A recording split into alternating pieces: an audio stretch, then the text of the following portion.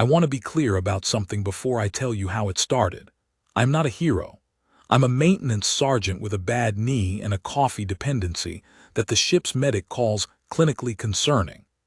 My job aboard the Heliod station was to keep the atmospheric processors running, patch hull microfractures before they became hull macrofractures, and stay out of the way of people with more stars on their collars than common sense. I was very good at my job. I was not supposed to get involved in galactic politics. I was not supposed to know what an Empress Designate was.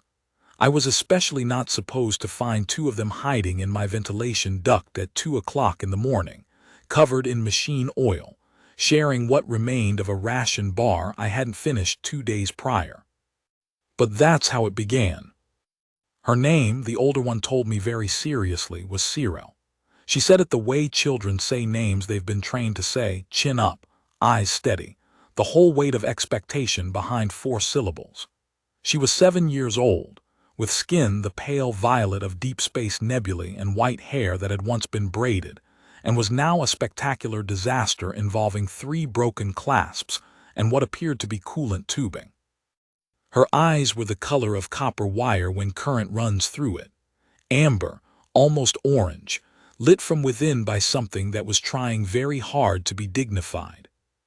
The smaller one, 6 years old, she would tell me exactly once before refusing to discuss it further, as though her age were classified, was called Thessaly.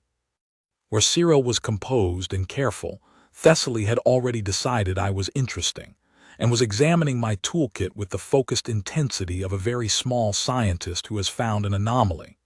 She had the same violet skin, same white hair, but her eyes were silver gray, and she had a habit of tilting her head 45 degrees when something confused her, which was often, and which I found immediately and completely disarming.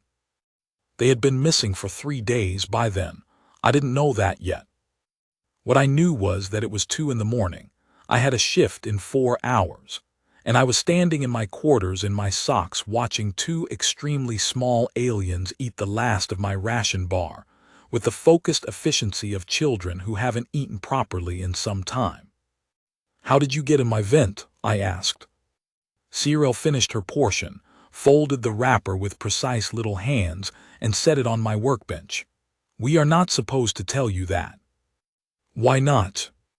"Because then you would know where the other vent access points are, and you might tell someone." I looked at her for a long moment. She looked back. There was something in her expression that was very, very old for a 7-year-old, a kind of careful assessment, the measuring of whether I was safe. I'd seen that look on adults, on refugees who'd made it through checkpoints, on people who'd had to decide very quickly, with very incomplete information, whether a stranger was going to help or hurt them. I didn't like seeing it on a 7-year-old. "I won't tell anyone," I said. She considered this. Then she looked at Thessaly. Some kind of communication passed between them, the wordless kind that siblings develop, half body language, half a frequency I didn't have the equipment to receive. Thessaly tilted her head 45 degrees and looked at me. "You have good hands," she said, which I had not expected. What?" "Your hands, the skin is worn here," she pointed to my knuckles, "and here, and there is scarring here that is consistent with thermal work. My tutor says you can tell the character of a person by how they use their hands. Your hands have been used to fix things." She tilted her head the other way. "We need someone who fixes things." I sat down on my bunk. Partly because standing seemed suddenly inadequate, and partly because my bad knee had opinions about prolonged standing at 2 in the morning. "Okay," I said, "tell me what needs fixing." It took Cyril a long time to decide. She stood very still, the kind of stillness that comes from training, from being taught that a princess does not fidget, and looked at the floor of my quarters. It was not a particularly inspiring floor. Gray deck plating, a scuff mark near the door from where I dragged the secondary atmospheric unit in for repair 6 weeks ago, a small rug I'd bought at Cantor Station 3 postings ago because the gray got to you after a while. She looked at the rug, actually. At the pattern on it, geometric, amber and blue, something that probably reminded her of nothing in particular, but it was color, and I suspected she hadn't had much color recently. "We are not supposed to be alive," she said finally. The words landed very quietly in my quarters. Thessaly had stopped examining my toolkit.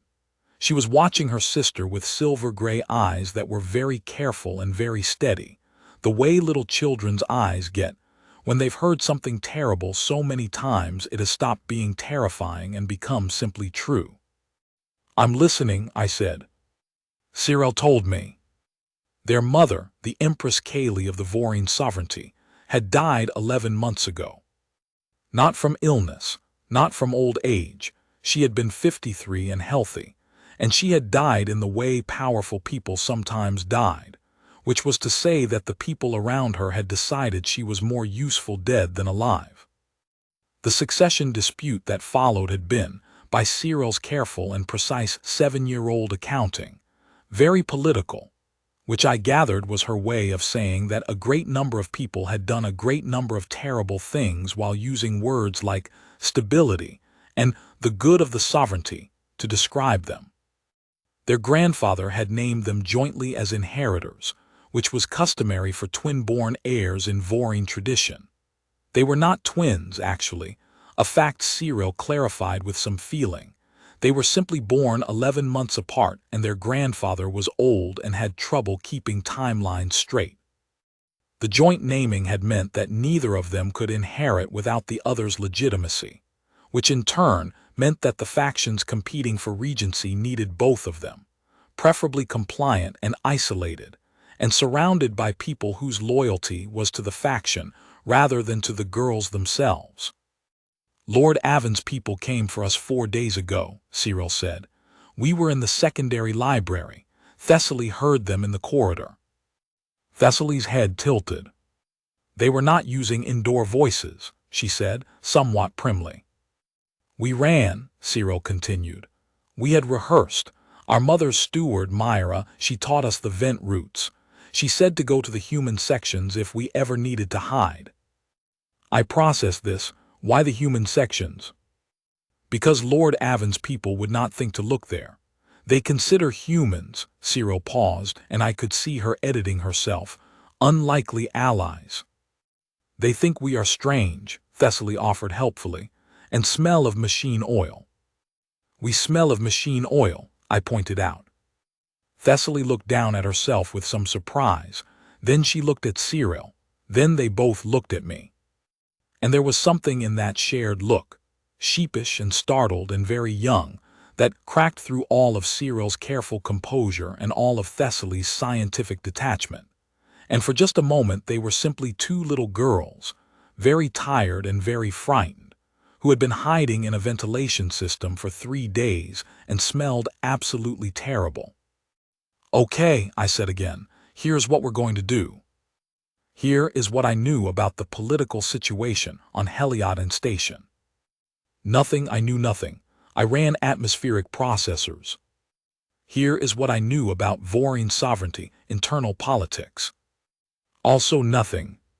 Here is what I knew about small children in crisis situations, having grown up the eldest of 4 siblings in a house that operated on organized chaos and inadequate grocery budgets. This I knew. I knew that the first thing they needed was not a plan. It was a safe corner, something warm to drink, and for someone to act like the situation was manageable. Children, human or not, royal or otherwise, had very finely tuned instincts for whether the adult in the room was genuinely in control or just pretending. If I panicked, they would panic. If I was steady, they could be steady. I made tea. The ship's stores had a tea that was technically called Botanical Blend, warming, mildly caffeinated, and was deeply mediocre but hot. And I made 3 cups, and I set one in front of each of them, and I sat down across from them at my small table, and I looked at the cups instead of at them for a moment, because I had learned with my youngest sister that direct eye contact when someone was holding themselves very carefully together was sometimes the thing that broke them. Cyril wrapped both hands around her cup. Thessaly sniffed hers experimentally. It's fine, I said. It tastes like very sad grass, but it's warm. Thessaly took a sip, made a face. Very sad grass, she agreed. Something in Cyril's shoulders moved. Not much, just a millimeter, but I'd been watching and I saw it. How long have you been in the vents? I asked. 3 days, Cyril said. We slept in the secondary junction near hydroponics. It is warm there. 3 days. 2 children alone in the ventilation system of a space station for 3 days. Are you hurt? No. Are you sick? No. When did you last eat before my ration bar?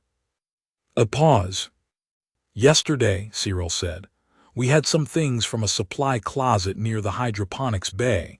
We did not take much, only what we thought would not be missed. They had taken as little as possible. Even frightened and starving, they had tried not to steal. I didn't know what to do with that, so I filed it somewhere to feel about later. Okay, I said, for what was probably the 4th time. It seemed to be the operative word. You're going to eat something proper, you're going to sleep, and then we're going to figure out who on this station I can actually trust. Thessaly had been quiet for a moment, which was unusual enough that I noticed it. She was looking at me with those silver-gray eyes.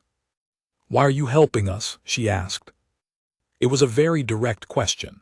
7 going on 40, I thought, and then caught myself because that was Cyril. Thessaly was 6. She had been 6 years old for how long? A year? Less. And she was asking me why a stranger was helping her with the particular careful tone of a child who had learned that help usually came with conditions. I didn't have a grand answer. I didn't have a speech. I was a maintenance sergeant who ran atmospheric processors, and I was very tired and my knee hurt. Because you're 2 kids hiding in a vent, I said, and you're scared, and that's enough. Thessaly looked at me for a long, long moment. Then she tilted her head 45 degrees. Okay, she said, using my word back at me very seriously. That is a good reason. I should tell you about the room. My quarters on Heliodin were not large. They were designed for function, not comfort. A bunk, a workbench, a small table, 2 chairs, a footlocker that served as a second seat when I had company, which was not often. The viewport was roughly the size of a dinner plate and looked out at the station's secondary docking ring, which meant that most of what I saw through it was other hull and the occasional ship coming in. But there were things in it that I'd accumulated over 6 years of postings. The rug, the amber and blue one, I bought from a vendor at Cantor Station, because the gray got inside your head after a while, and color helped. A photograph, actual paper, of my family's house on Tellin 4, a 1-story with a porch and a garden that was perpetually losing its war with the local climate. A small piece of carved stone that a crew member had given me 3 postings ago as a thank you for fixing his unit's water recycler on a bet when no one else thought it could be done. A coffee mug with a crack in the handle that I kept meaning to replace, but never did. Not much, just the things that told me where I'd been and who I was.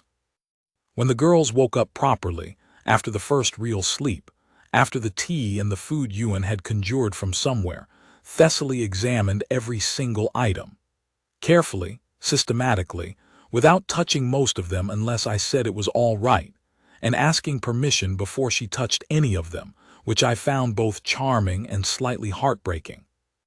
This is a photograph, she said, holding the paper image of my family's house very gently. Actual printed image, not digital. Yes.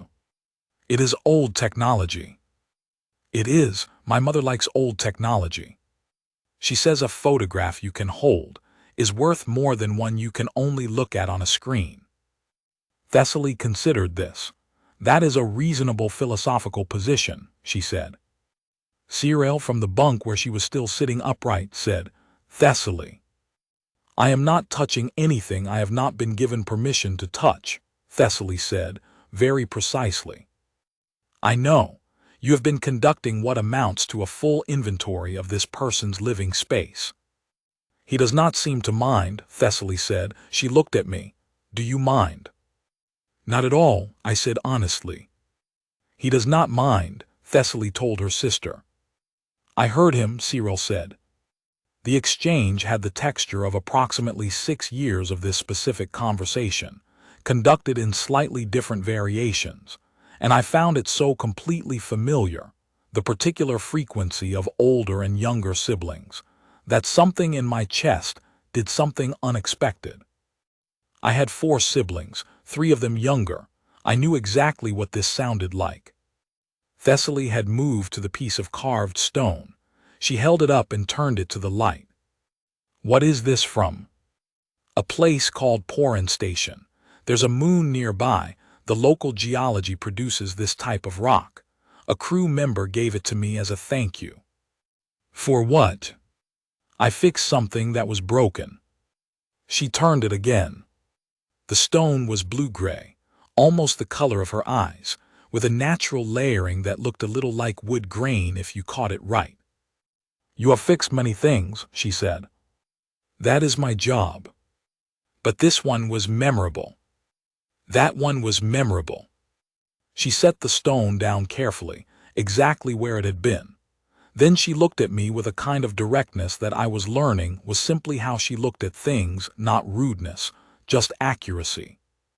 Does it make you happy, she asked, fixing things?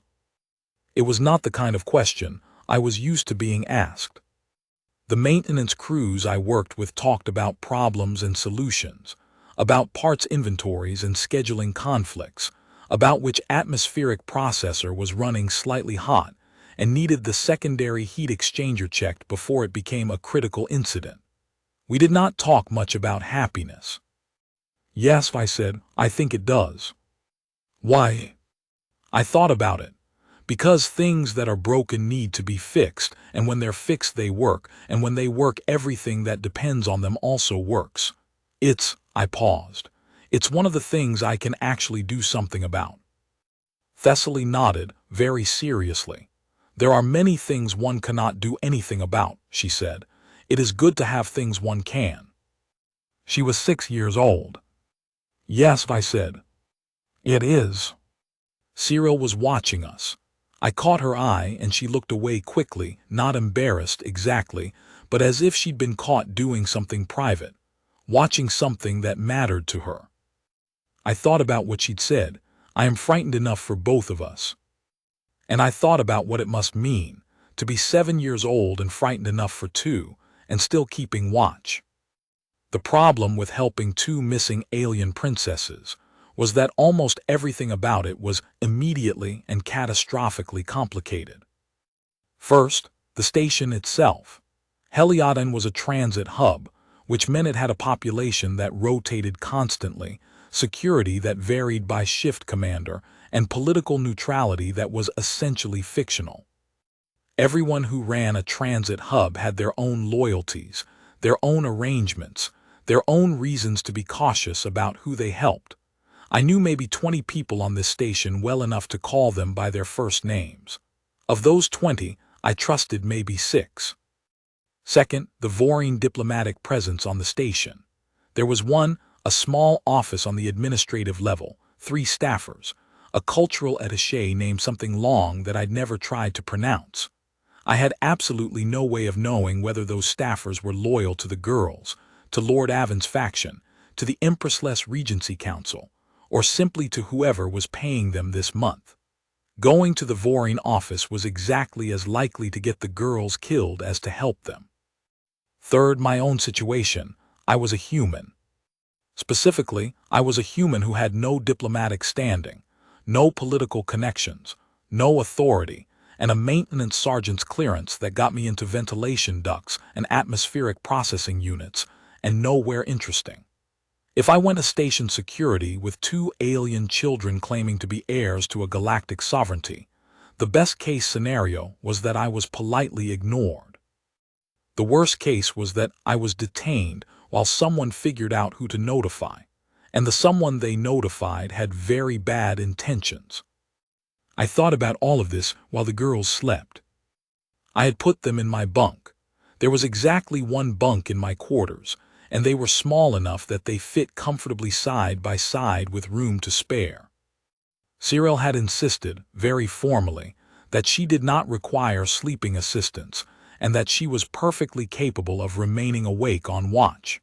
She had then fallen asleep approximately 4 minutes later, sitting upright against the bulkhead, still holding her empty teacup. Thessaly had already been asleep before I finished clearing a space for them. She was curled on her side with her hands tucked under her chin, and she made very small sounds while she slept that might have been dreaming or might have been a kind of low, subsonic hum.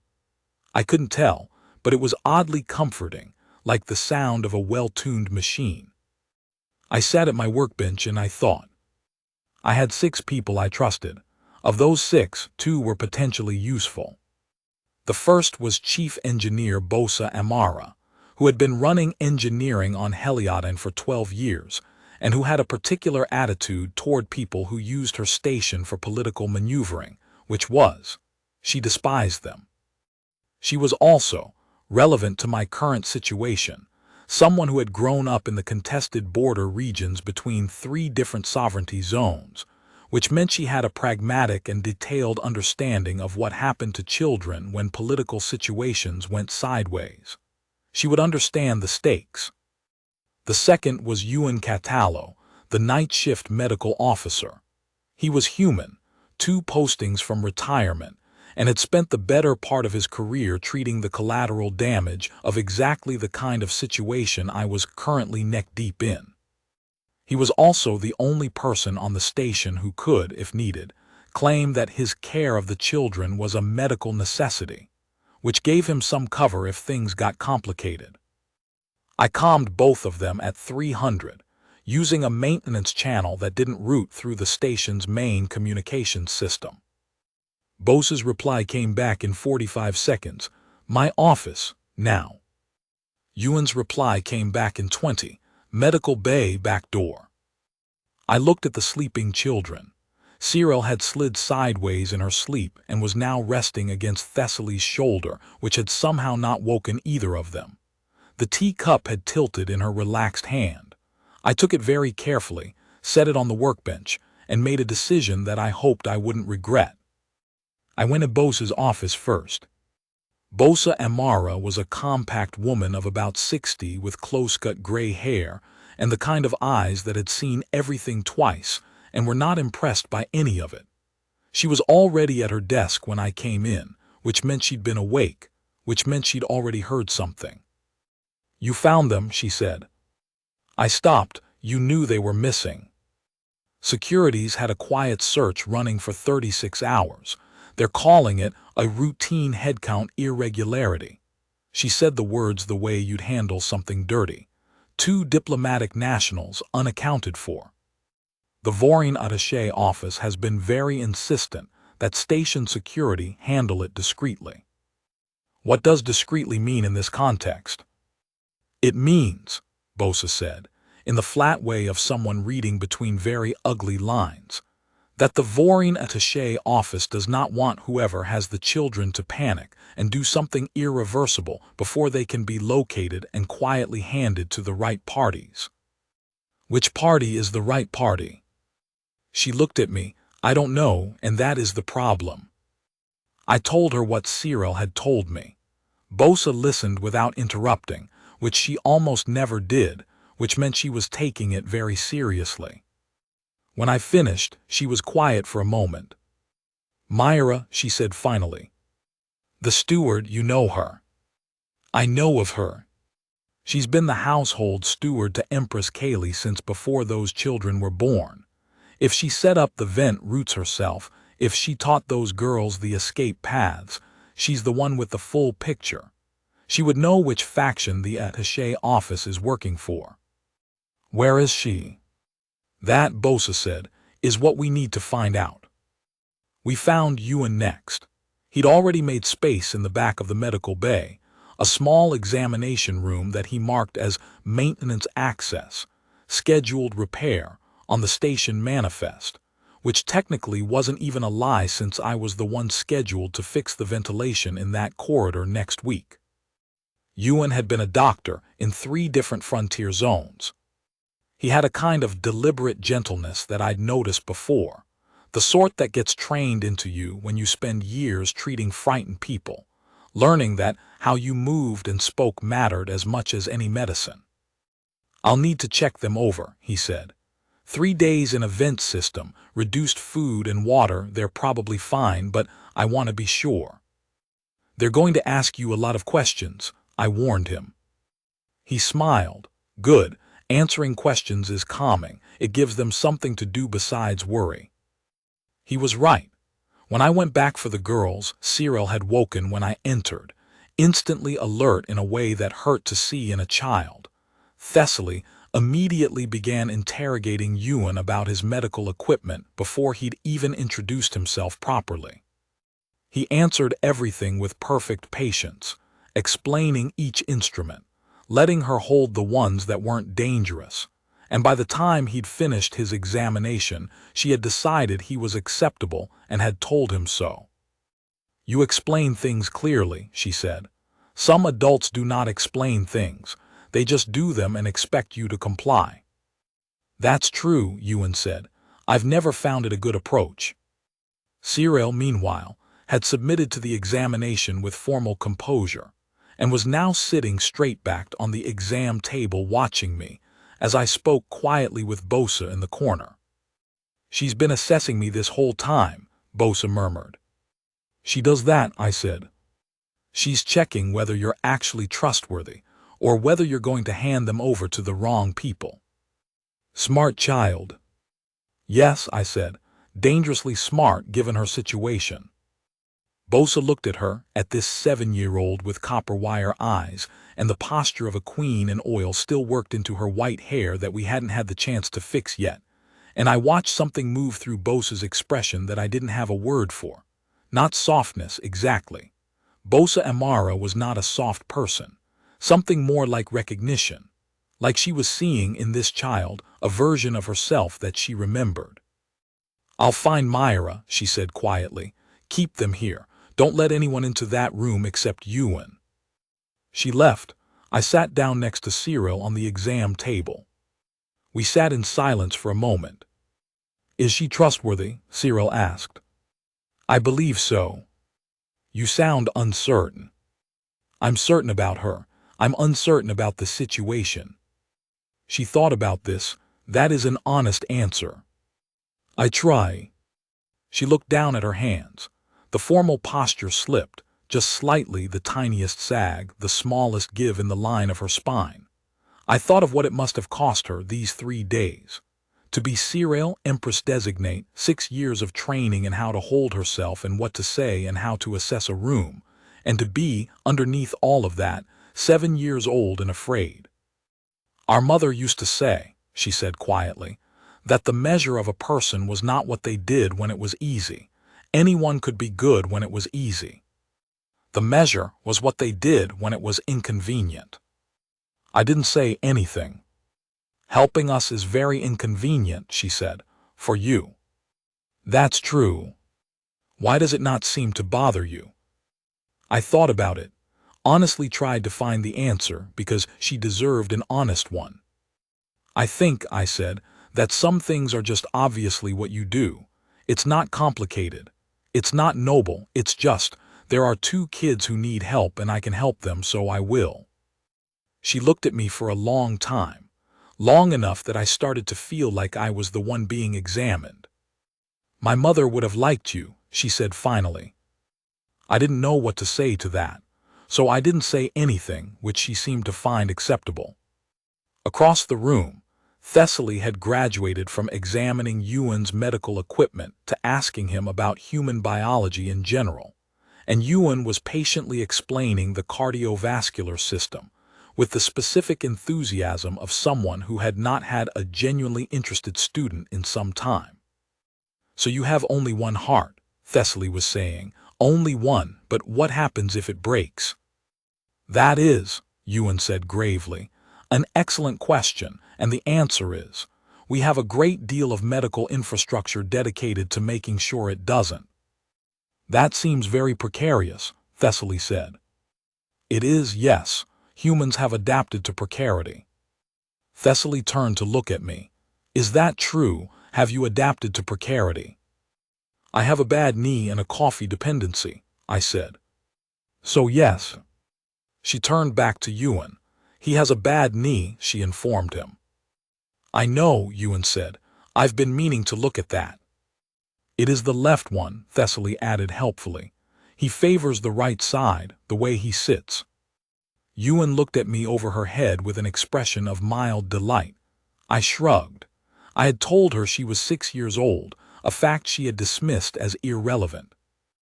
Bosa was gone for 6 hours. In that time, Thessaly slept again, curled on the small cot Ewan had set up, making her subsonic hum. Ewan did, in fact, look at my knee and had thoughts about it that I was choosing to address later. Cyril did not sleep. She sat near the door, not pacing, not fidgeting, just present, watchful, the way a child watches when they have been taught that staying alert is the same as staying alive. I tried to get her to sleep twice. She declined both times very politely.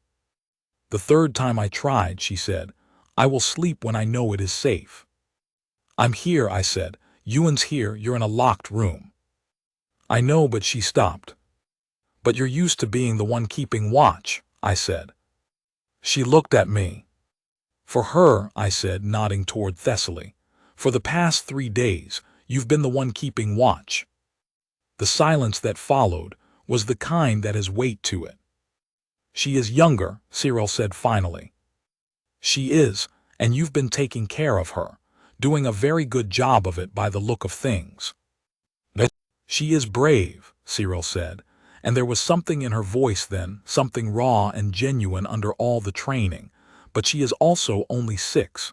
She does not always understand how frightened she should be.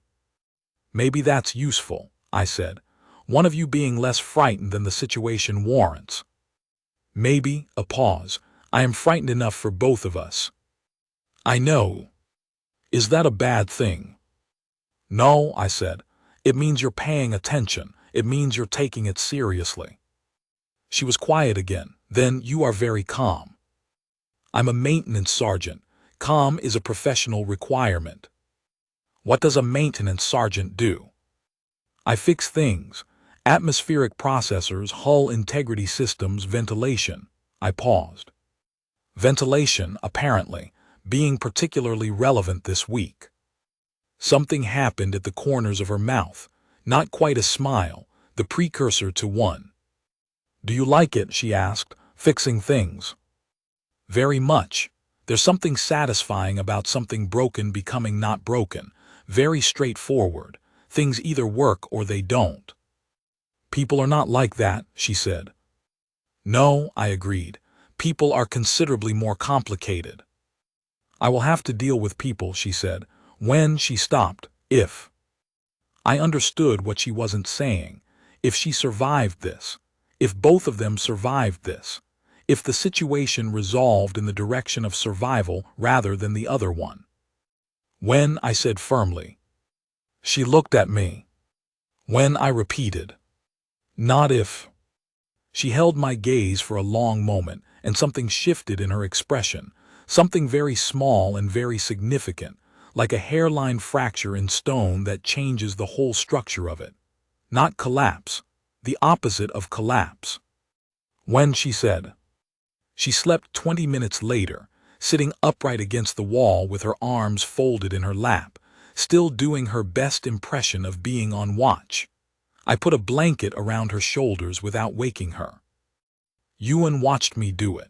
He was sitting at his desk, writing notes in the careful way that doctors write notes, not dramatically, just steadily, the habitual record of someone who understands that details matter. You're good at this, he said quietly. At what? At being steady. At not making it worse. He nodded towards Cyril. She's been managing that child's fear for 3 days. She needed someone to take the weight for a while. I just talked to her. You talked to her like she was a person, Ewan said. You didn't talk down to her. You didn't make promises you couldn't keep. You told her the truth about what you were uncertain about, and you were certain about the things that mattered. He paused. That's harder than it sounds. I looked at Cyril asleep against the wall. The copper wire eyes were closed.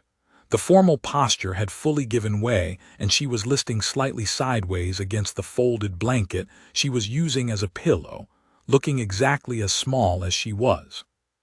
She told me her mother would have liked me, I said. Ewan was quiet for a moment. High praise, he said, from what I know of Empress Kaylee. You knew her. By reputation, she had a very particular reputation, he considered. She was the kind of person who was hard to fool, not because she was cynical, because she paid attention. The people around her said she could tell within the first 5 minutes of a conversation exactly what a person was made of. He looked at the child. The daughter learned from someone. I thought about Thessaly, looking at my hands. About Cyril, asking me why I was helping them and listening very carefully to the answer. About an empress who had died and left them the instructions for how to find someone safe.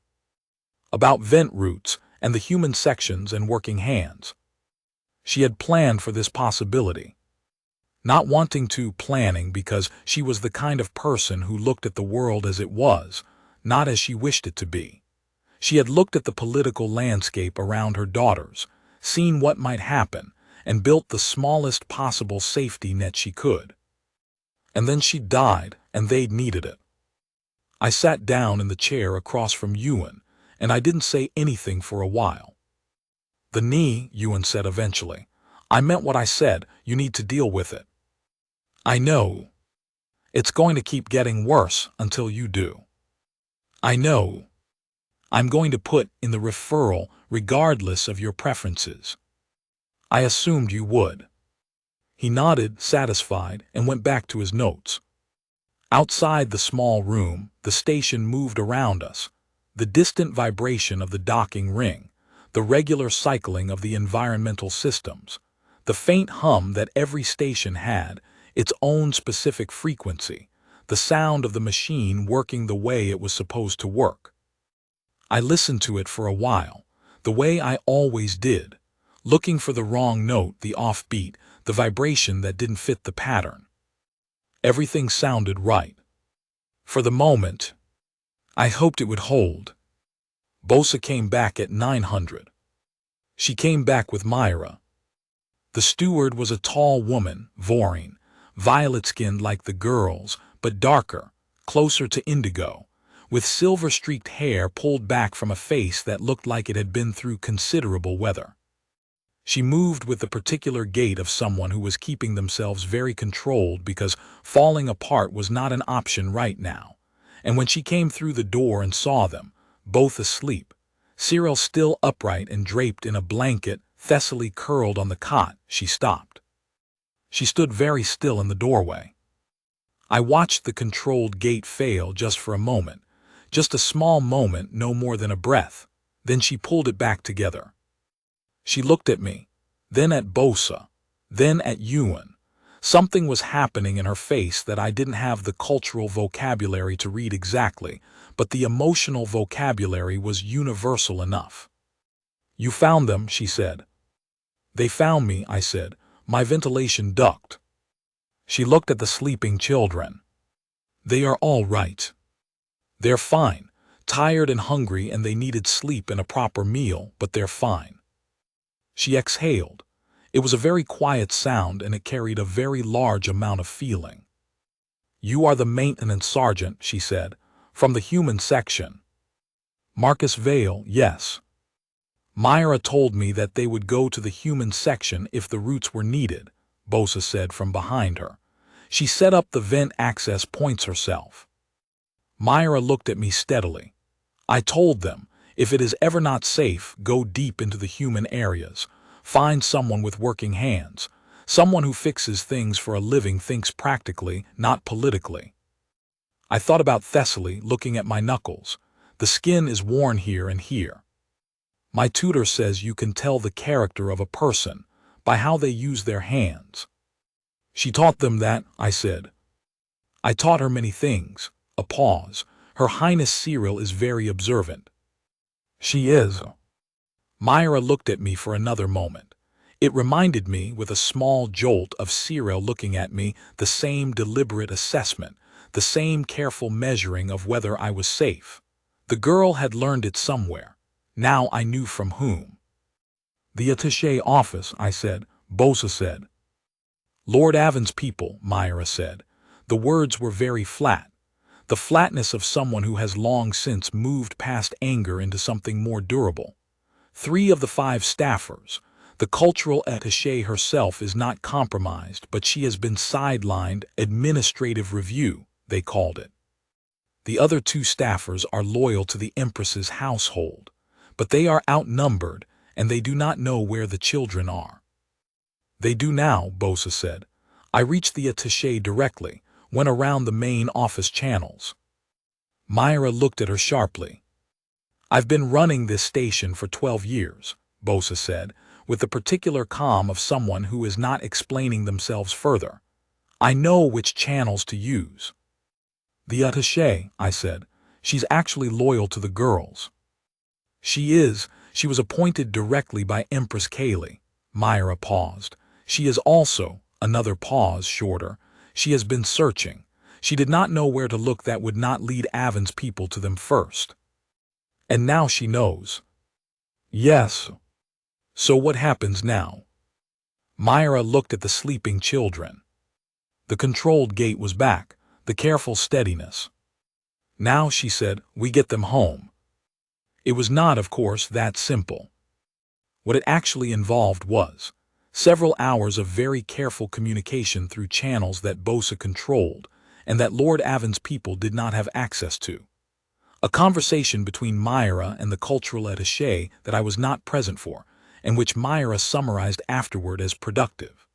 A decision, reached by people with considerably more political sophistication than me, about how to move 2 small royal children off a transit hub without the wrong people noticing.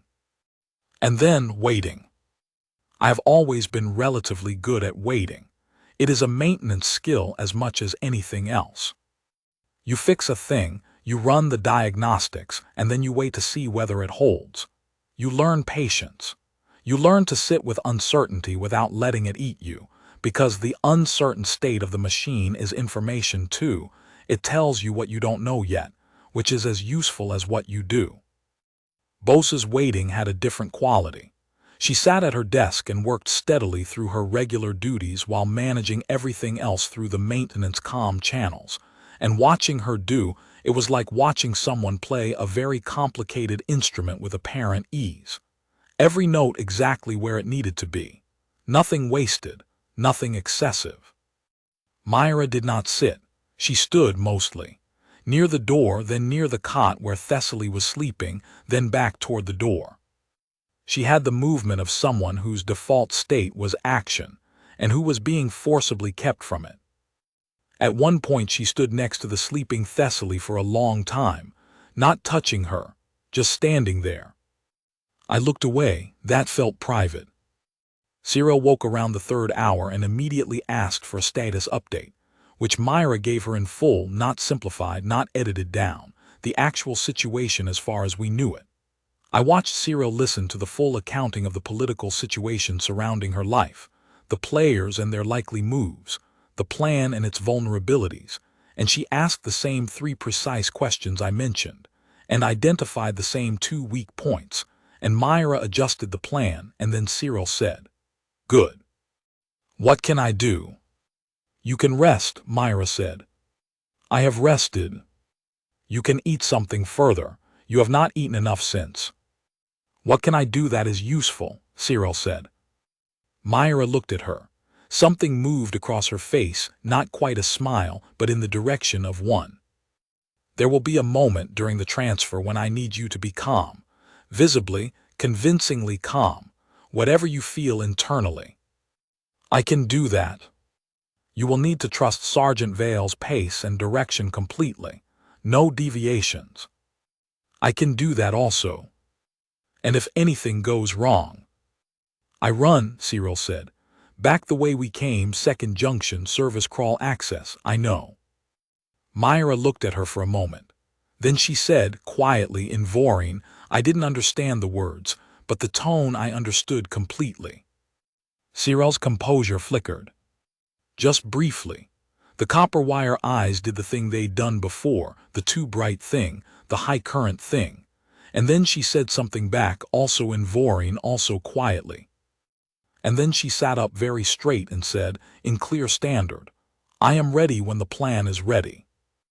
Thessaly woke up during the 4th hour, ate everything Ewan put in front of her, asked 6 questions about Voreen political succession law that turned out to be surprisingly sophisticated for a 6-year-old, and which Myra answered with careful precision, and then asked me to explain again how the ventilation system on Heliodine Station worked, and whether the design was standardized across stations of this class or whether there were variations.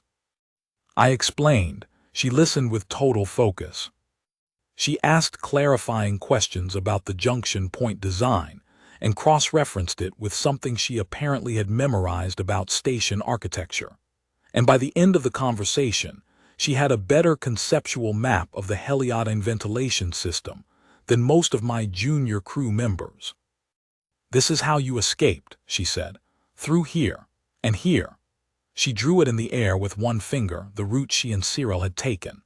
If the 3rd secondary junction had been a standard 12-slot configuration instead of the older 8-slot version, the route would not have worked. The older 8-slot configuration has a direct lateral connection that the newer versions removed. "That's correct," I said. Myra knew that, she said. She knew which stations still had the older configuration. She planned for a specific station. Thessaly nodded slowly. "She is very good at planning." "Yes," I said, "she is." Thessaly looked at Myra, who was across the room. Myra caught her eye and said something in Voreen that made Thessaly straighten up with a dignity that was almost entirely convincing for a 6-year-old. She said I should stop being modest and admit I found the route modification myself, Thessaly told me without apparent modesty. In the 3rd day, the access we were using had a crack in the outer casing. I found a lateral path that bypassed it. Cyril said it was excellent work. "It was," Cyril said from across the room. "I told you that at the time." "You told me it was adequate," Thessaly said. "Adequate in my vocabulary means excellent," Cyril said. "Your vocabulary is misleading." "My vocabulary is precise." Ewan caught my eye. He was very carefully not laughing. The girls were awake by the time the plan was finalized, and they were, predictably, interested in the plan. Cyril listened to the summary with the focused attention she brought to everything, and asked 3 precise questions that identified the 2 weakest points in the logistics, and one assumption that turned out to be incorrect and needed to be adjusted. Myra answered all 3 questions with the particular tone of someone who is working very hard not to show that she is impressed. Thessaly wanted to know who had made the corridor schedule for the transfer route, and whether it had been cross-referenced with the maintenance logs to ensure there were no scheduled interventions during the relevant window. Bosa stared at her. "The maintenance logs," Thessaly repeated helpfully. "There is no point in using a corridor if a maintenance sergeant is scheduled to be working in it." "She has a point," I said. Bosa pulled up the logs, made an adjustment, looked at Thessaly. "How did you know about maintenance scheduling?" Thessaly tilted her head. "Marcus told me. He said that in maintenance, you always check the schedule before you go into a space, because if 2 people try to use the same space for different purposes at the same time, things go wrong." I had, in fact, said something like that, in the context of explaining my job. "She retains things," Cyril said, with the tone of someone who had lived with this her entire life and had opinions about it. "I am good at remembering," Thessaly said, not bothering to deny it. "Cyril is good at analyzing. We complement each other. Our mother said it was the reason the naming made sense, even though it confused grandfather." There was a brief, soft silence after she said this, the kind that forms around the name of someone who was recently and deeply loved. Myra looked at her hands for a moment. Cyril looked at the floor, at the small rug, with the amber and blue pattern. Then she looked up. "We should go over the route again," she said. "The third junction, I want to be sure I understand the contingency." And just like that, we were back in the plan. Because there was a plan, and plans were something you could hold on to. We moved them at 1400. It was a maintenance transfer. I had the clearance, I had the equipment, and I had, it turned out, a very useful reputation on the station for being the person who fixed the ventilation, which meant that when I moved through corridors with two individuals in maintenance coveralls, hoods up, it registered as maintenance sergeant doing his job. Nothing interesting. Move along. Thessaly kept one hand in mine for the entire walk. Not because she was afraid, or not only because she was afraid, but because she had, somewhere in the last 12 hours, made a decision about me and was acting on it. Cyril walked on my other side, half a step behind, maintaining the most plausible impression of a maintenance crew member I had ever seen from a 7-year-old. Her eyes were down. Her hands were in her pockets. She had the slightly bored posture of someone doing a routine job and wanting to be done with it. I had not told her to do any of that. She had figured it out herself. The route took 9 minutes, I counted. At the junction point, a secondary service corridor that connected to the administrative level's maintenance access, Myra and the attaché's second loyal staffer were waiting. The staffer, Vorin, older, with the look of someone who had been running on insufficient sleep for 3 days, saw them come around the corner and made a sound. Not a word, just a sound. Thessaly let go of my hand. She looked at Myra. Myra was already crouching, not kneeling. She wasn't the kneeling type, crouching to their height. And she said something in Vorin that I didn't understand, something low and rapid, and Cyril answered in the same language. And Thessaly said something that I was fairly sure, based on tone, was a question about the schedule for the next stage. Because apparently even in an emotionally significant reunion moment, Thessaly wanted to know about logistics. Then Cyril looked at me. She had the formal posture again. The practiced one, chin up, eyes steady. But her eyes were doing something they hadn't done before. The copper wire amber was a little too bright. The way wire looks when the current through it is very high. "Thank you," she said. "Maintenance Sergeant Marcus Vale." "You're welcome," I said. "You are," she said, choosing the words with great care, "a good person." I didn't have a response to that either, so again I didn't say anything. Thessaly had been hanging back slightly, watching this exchange. Now she walked back toward me, tipped her head 45 degrees and said, "You have good hands. They fix something important." She held out her right hand, very small and very serious. Voring greeting. I'd seen Myra do it. I held out mine. She put her palm against the back of my hand, very briefly, very formally. Then she dropped it and looked at me with those silver-gray eyes. "I will remember everything," she said, accurately. I believed her. I watched them go. Down the corridor, around the corner, into the administrative section where the attaché was waiting with a ship and a route, and a plan that people far more politically sophisticated than me had put together. I watched until they were out of sight. Then I stood in the service corridor for a moment by myself. My bad knee ached. I had slept in total approximately 2 hours in the last 30. I had somehow become entangled in a Voring succession crisis, and would presumably be spending the next several weeks hoping very hard that no one with bad intentions ever put together exactly what corridor I'd been in at 1400 on this particular day. I thought about Cyril, sitting upright with her blanket and her watchfulness, and her 7 years of training in how to be queenly, and her 7 years of being, underneath it, just a child. I thought about Thessaly, tilting her head and remembering everything accurately, asking about maintenance schedules in the middle of her own rescue. I thought about their mother, who had taught Myra to set up the vent routes, who had said that the measure of a person was what they did when it was inconvenient. I didn't think I was anything special. I thought I was a maintenance sergeant who had done the obvious thing in an obvious situation, and it had worked out, and that was the end of it. But something had settled in my chest, quiet and certain, the way a machine settles when all its parts are running right, the way things feel when something broken has been fixed. I went back to work. There were, in point of fact, several things waiting for me. The atmospheric processor in Bay 7 had been running slightly hot for the past 4 days. The secondary heat exchanger in Corridor 11 needed the filters replaced.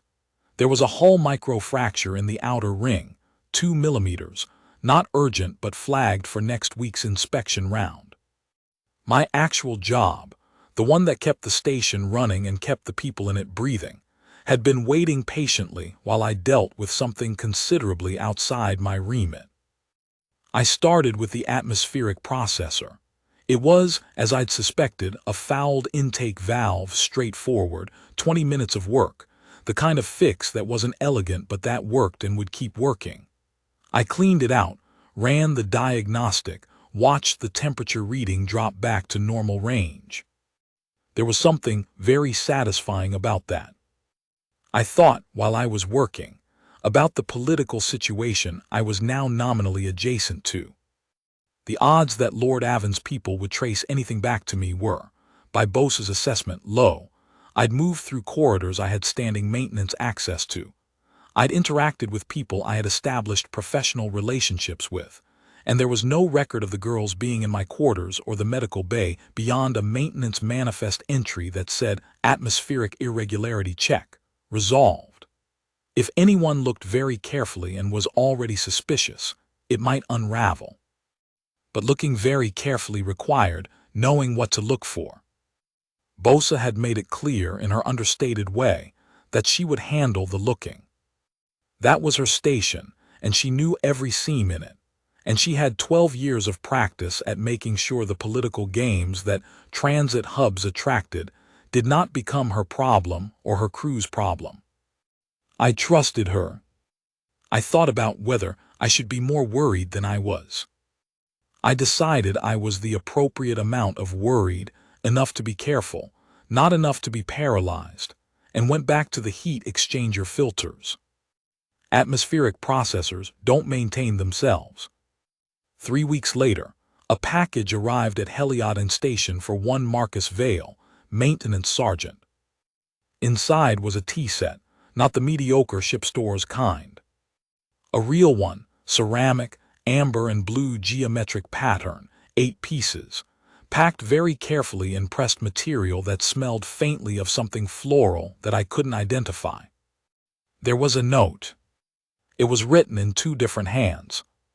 The first hand was very precise, very neat, slightly too controlled for its size, as if the person writing was used to large formal script and was working hard to make it small enough for a standard card.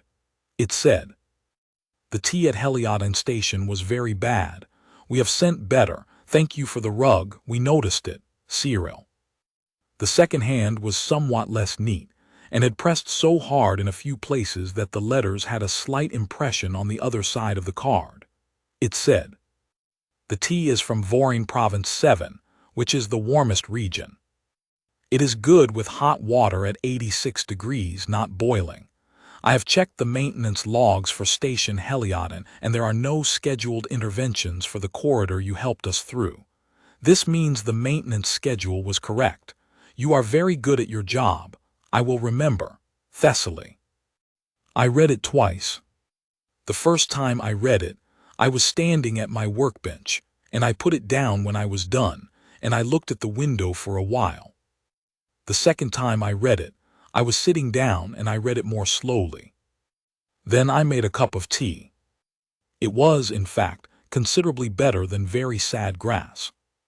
It was warm and complex, something I couldn't quite name, a little floral, a little earthy, like the particular smell of air that's been heated by actual sunlight rather than environmental systems. I sat with it for a long time. The tea set was on my table now. Amber and blue, geometric, 8 pieces packed with the same care that a 7-year-old would bring to something that mattered. She had chosen it. I was certain she had. Thessaly would have contributed the Province 7 information and the temperature specifications. Cyril had chosen the pattern. I thought about the rug.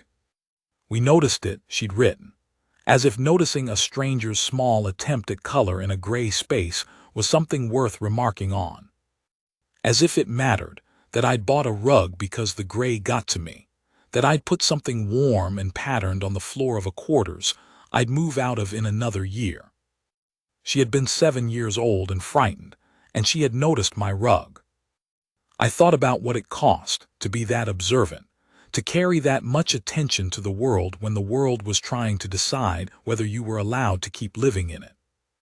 I thought about her mother, who had taught Myra, who had taught them, who had looked at the political terrain surrounding her daughters and built vent routes and escape plans, and the instruction to seek out someone with working hands, someone who fixed things, in the full knowledge that she might not be there when it was needed. That was an act of love. Not a small or easy one. The kind that required you to look directly at the worst possibility and plan for it anyway, and to do it without flinching or letting the fear of the possibility stop you from taking the steps that might avert it. I didn't know what happened to them next. That was above my clearance in every sense. Whatever political resolution followed, whatever the succession dispute produced, whatever Lord Avon's faction did in response to having lost what they were trying to control, all of that would happen in rooms and courts and council chambers that I would never see, conducted by people with far more at stake than a maintenance sergeant with a bad knee. I knew that Cyril would walk into those rooms with her chin up and her copper wire eyes steady, assessing and precise, asking the 3 questions that identified the 2 weak points, doing her 7 years of training impression of someone unafraid. I knew that Thessaly would be behind her, memorizing everything accurately, asking about the logistics, cross-referencing the maintenance schedules. I knew that Myra would be there. I knew that somewhere, an empress who was not alive anymore had made sure they had what they needed. It wasn't enough. It was never quite enough when children had to run for their lives through ventilation systems on transit stations while political adults decided their futures. Nothing made that all right or simple or clean. But they were all right. They had gotten to where they were going. The route had held. I stood up and went to the porthole. The stars were out there in the way stars always are, in every direction, all at once, the same stars from every angle because space has no preferred orientation, no up or down, just out and further out. Thousands of them visible from this viewport alone, each one a sun, many of them with planets, some of those planets with people on them going about their small and meaningful lives. Somewhere in all of that, 2 small girls with violet skin and white hair and eyes like copper wire and silver wire were doing something, learning something, asking someone a very precise and detailed question about the thing they were curious about, figuring out how to be what they were going to be, which was something difficult and important, which they would probably manage, because their mother had been careful and Myra was there, and they had each other. I hoped they were all right. I was fairly sure they would be. I drank my tea, standing at the porthole watching the stars. The atmospheric processor in Bay 7 had been running smooth all week. The heat exchanger filters were clean. The hull microfracture in the outer ring had been patched and sealed and inspected and signed off. Everything was working the way it was supposed to work. It was a good night to be someone who fixed things. Outside, the stars did what they always did. Burned, constant and indifferent and very beautiful, the same way they had burned for every small, frightened child who had ever looked up at them and needed to believe that somewhere, in all that enormous dark, something was still good. Some of them were right about that,